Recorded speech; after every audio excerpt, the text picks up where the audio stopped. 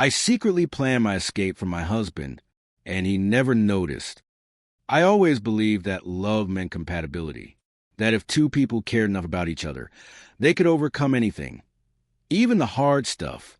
But I was wrong, because love doesn't teach you how to share a bank account, or what to do when one person saves every penny, and the other spends like there's no tomorrow.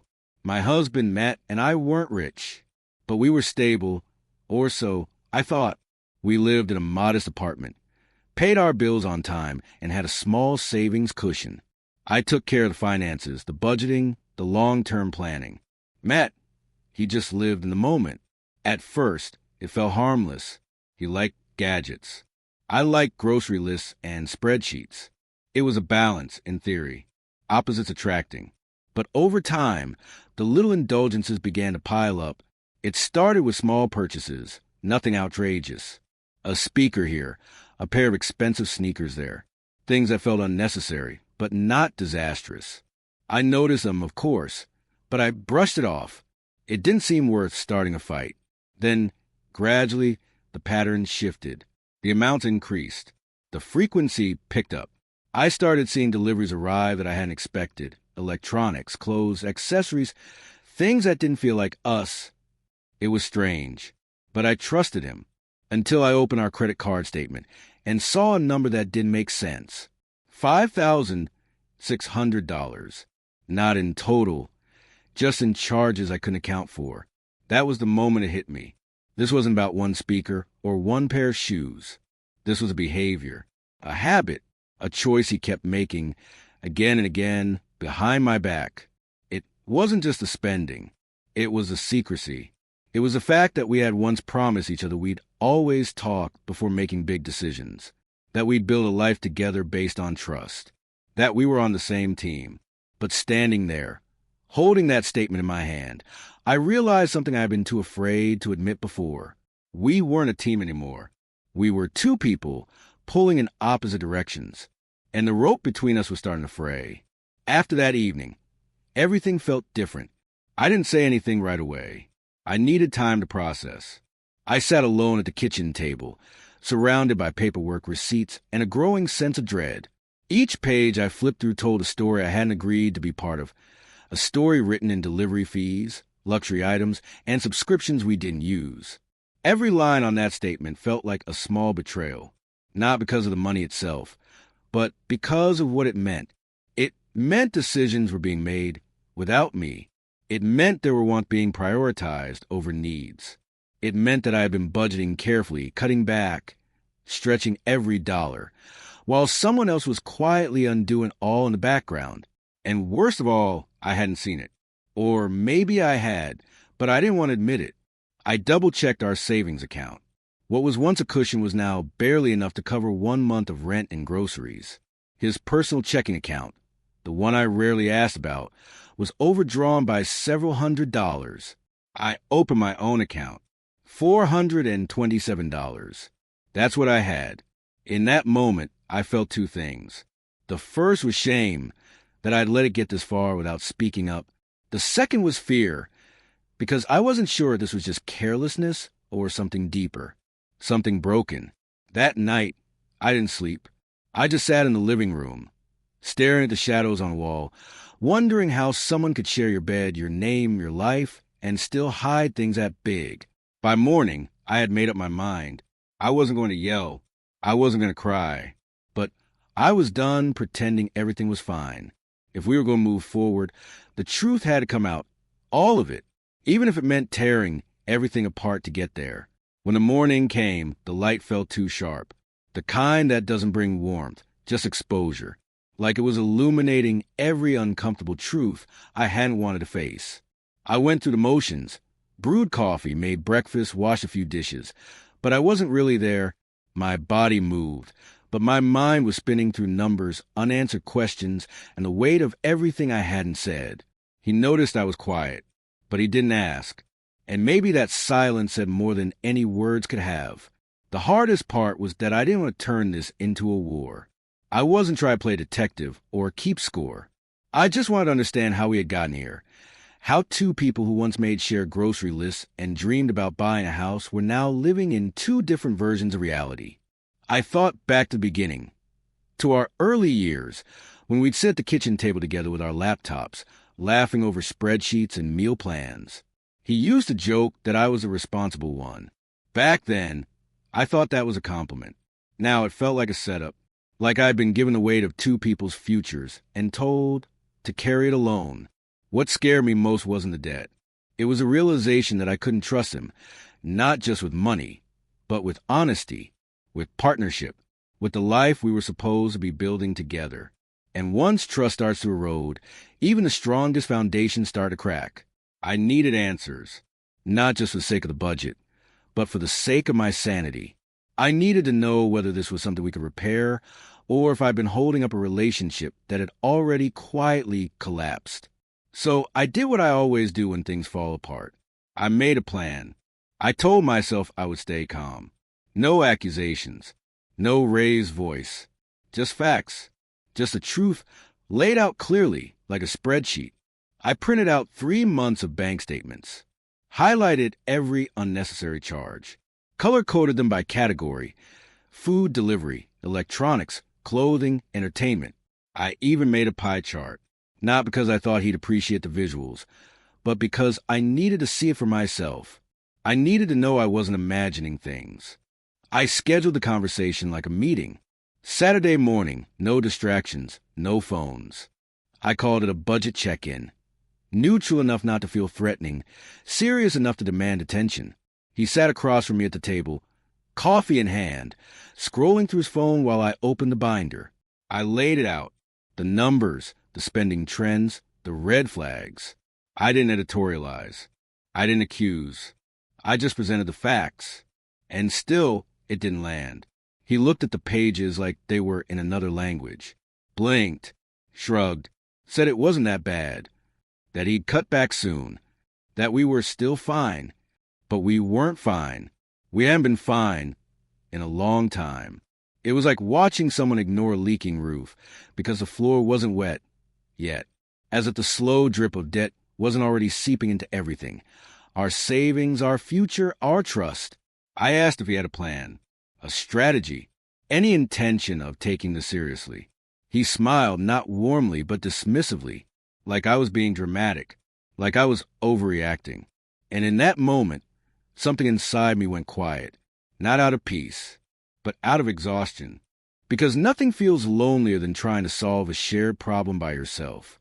After that conversation, if you could even call it that, something changed between us, not in a sudden, explosive way, more like a slow leak from a tire. Quiet, gradual, unstoppable. We still lived in the same apartment, still slept in the same bed, still went through the motions of everyday life. But underneath it all, something had cracked.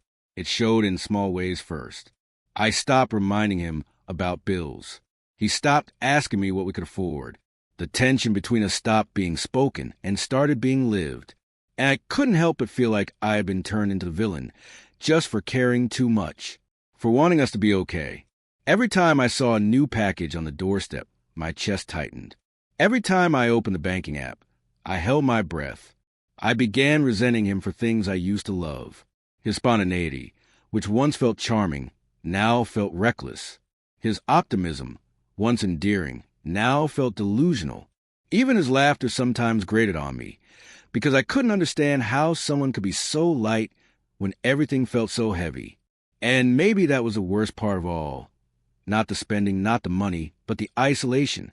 It felt like I was living with someone who refused to see the fire, while I stood there holding the extinguisher, screaming for help. And eventually, you stop screaming. You just go quiet.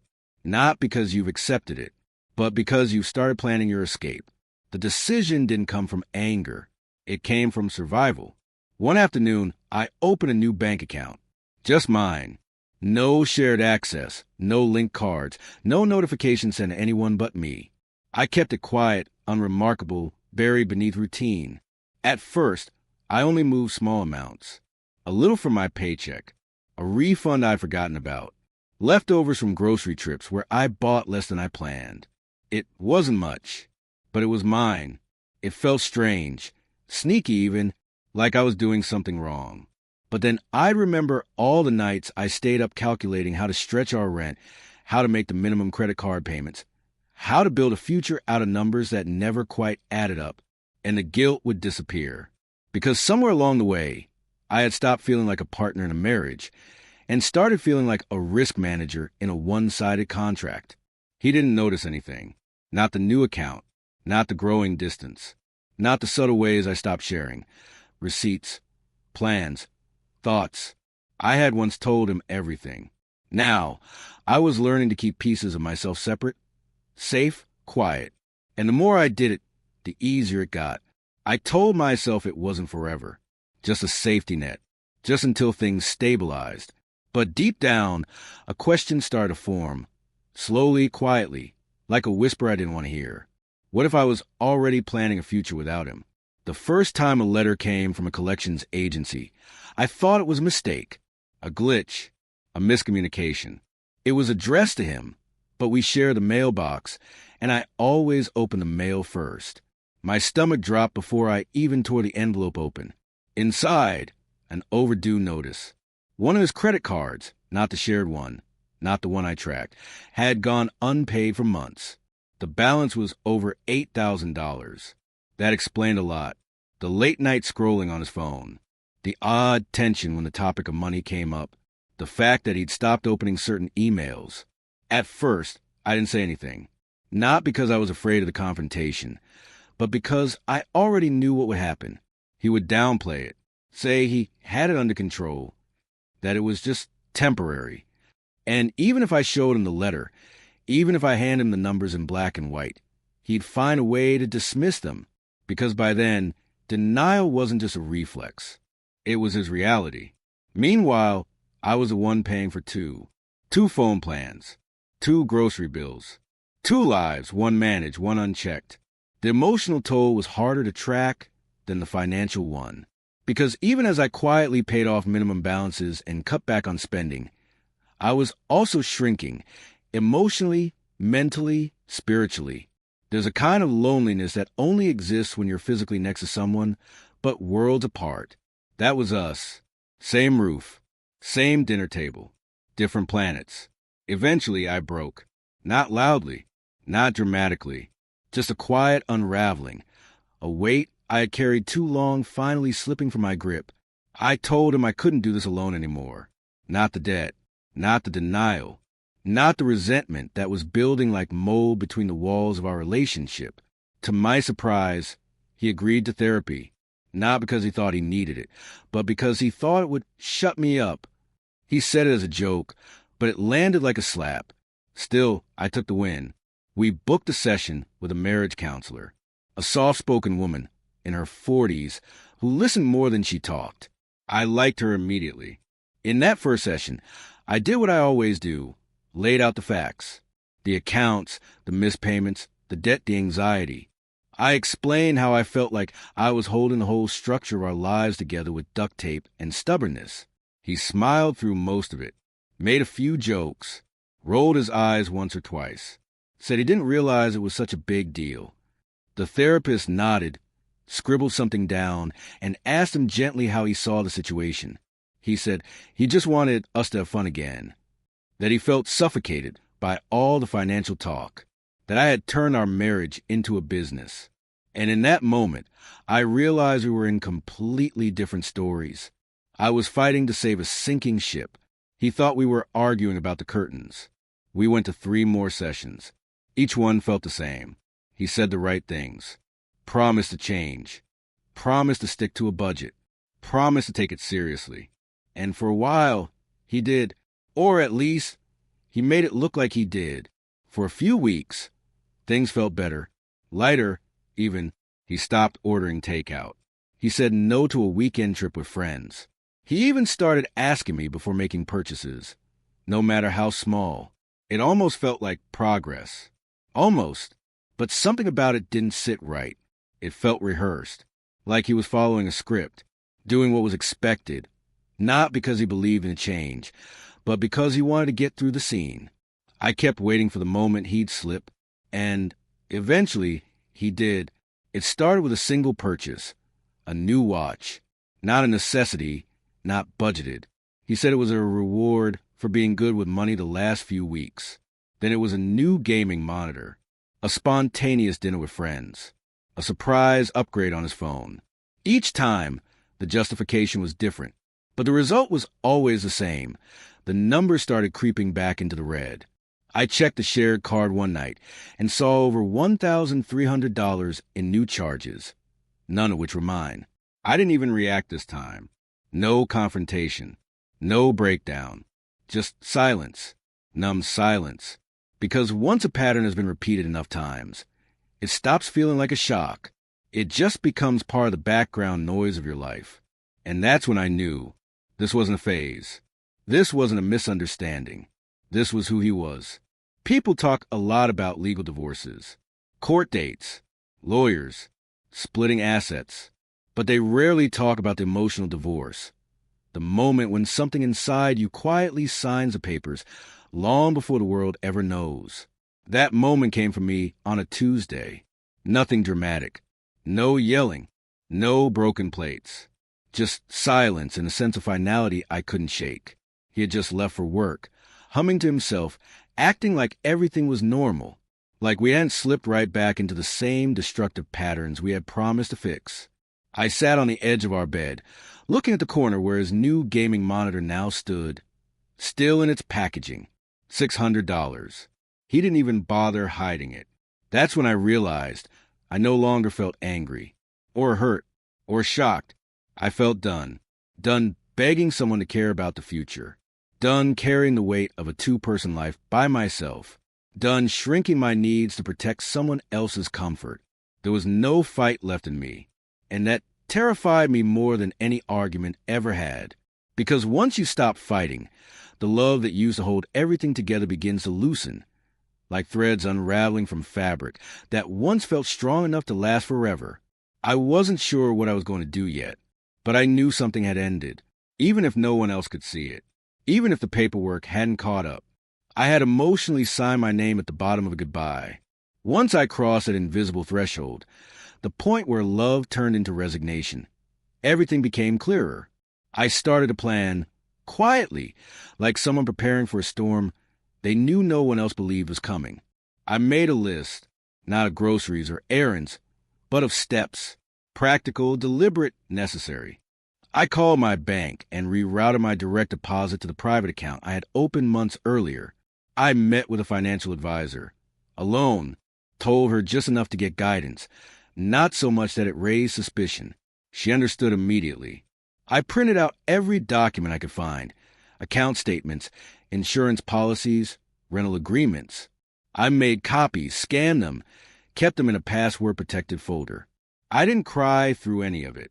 Not once. There was something oddly empowering about taking control, even in secret. I started coming home later from work, spending more time at coffee shops, looking at apartments when I said I was just walking off stress. I imagined what it might be like to have a space of my own, a place where I didn't flinch at every delivery box, where the silence wasn't filled with avoidance, where the future didn't feel like quicksand. It felt cruel, almost this calm detachment. But after months, maybe even years, of emotional chaos, the quiet was its own kind of freedom. I wasn't ready to leave yet, not physically. But every day, I took one more step away from the life we had built. And with each step, I felt lighter. Not because it wasn't painful, but because it was finally honest. There's always a moment, one final straw that breaks everything. And mine came with a knock at the door. It was a Friday evening. I was home alone, sipping tea, reviewing my budget one last time. I had been days away from finalizing my plan. One more paycheck, and I'd be ready. Then came the knock. A man in a dark jacket. Professional, polite, holding a clipboard. He asked for my husband by name. Said he was there to discuss a repossessed vehicle. My heart sank. I didn't know he had taken out a car loan. I didn't know he had defaulted. I didn't know anything anymore. The man wasn't rude, just matter of fact. He handed me a notice, apologized, and left. I stood there, clutching the paper, my mind racing. This wasn't just about spending anymore. This was deception. This was risk. This was a man I no longer recognized gambling with everything, without telling me, without thinking twice. When my husband came home that night, I didn't scream. I didn't ask questions. I simply handed him the paper. He looked at it, blinked slowly, and muttered something about handling it later. And in that moment, something inside me snapped. Not out of rage, but out of clarity. There would be no dramatic fight, no second round of therapy, no promises I'd let myself believe again. Because when someone can drag you into chaos again and again and act like it's just a misunderstanding, you eventually stop drowning and start swimming toward the shore. I had spent years trying to fix something he didn't even admit was broken. Now I was done. I didn't tell anyone at first. No big announcement. No long text to a friend. Just a quiet decision that grew roots overnight. I waited until he left for work. Then I moved, not out of spite, out of necessity. I had packed everything in secret over the past 2 weeks. Small things first, documents, old journals, photos from my childhood. Then clothes, tucked into bags under the bed, hidden inside boxes labeled winter storage. I had already signed a short-term lease on a tiny studio apartment across town. It wasn't much, a single window, a creaky floor, and walls that echoed too much. But it was mine, and more importantly, it was free of chaos. That morning, I loaded everything into the car by myself. One trip, no second guessing, no goodbyes. I left a note, not to explain, because by then there was nothing left to explain, but to make it clear, I wasn't running away. I was choosing peace, for the first time in years. When I closed the door behind me, I didn't cry. I didn't look back. I just exhaled, deeply, as if I had been holding my breath the entire relationship and didn't even know it. Leaving didn't feel like a collapse. It felt like recovery, not a tragic ending, but the beginning of something that had been waiting for me all along. Myself. I thought leaving would be the hardest part. It wasn't. The hardest part came after, when the silence settled in and the weight of everything I'd walked away from started knocking on the walls of my new apartment. He didn't call the first day, didn't text, didn't come looking for me. That silence was louder than anything he could have said, because it confirmed what I'd known deep down for months. He never thought I'd actually go.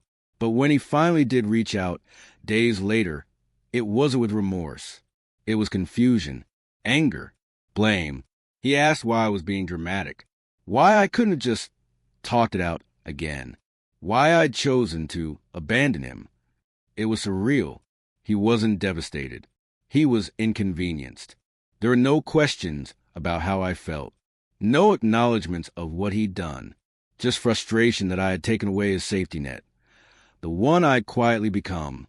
Then came the messages about money, about bills he couldn't cover on his own, about splitting debts I hadn't created. He wanted to meet. He said we could figure something out. But I knew better now. There was nothing to figure out. Not anymore. I had loved him. Deeply. I had hoped, begged, fought, and forgiven, far past my own breaking point. But now I was done carrying guilt for saving myself. Let him figure out his finances. Let him face the mess he refused to see. I wasn't his fixer anymore. I was just free. I used to think that leaving would feel like a movie ending, like fireworks, like some grand, cathartic release where everything made sense and the world clapped as I walked away. But real freedom doesn't feel like that. Not at first. It feels like silence, like space you don't quite know how to fill, like waking up in a quiet room and realizing no one else is coming home, and being okay with that. The first night alone in my new apartment, I sat on the floor, surrounded by boxes, eating instant noodles, and listening to hum a fridge that didn't belong to us anymore. There were no tears, no music playing softly in the background, just me, breathing for the first time in what felt like years. And that was enough. Over the next few weeks, I started to reclaim pieces of myself I hadn't realized I'd lost. I opened letters without panic. I checked my bank account without holding my breath. I bought a plant. Not because I needed to decorate, but because I finally had the energy to keep something alive again. I even started budgeting again. Not for two, just for me. One night, I sat down and did the math. How much I had saved, what I had escaped, what it would take to rebuild. And for the first time, the numbers didn't scare me. Because this time, every dollar was a choice I made. Not a rescue mission. Not a recovery plan. Just life. My life. And while there was no applause, no dramatic music, no cinematic final shot, there was peace. And honestly, that's the most powerful ending of all.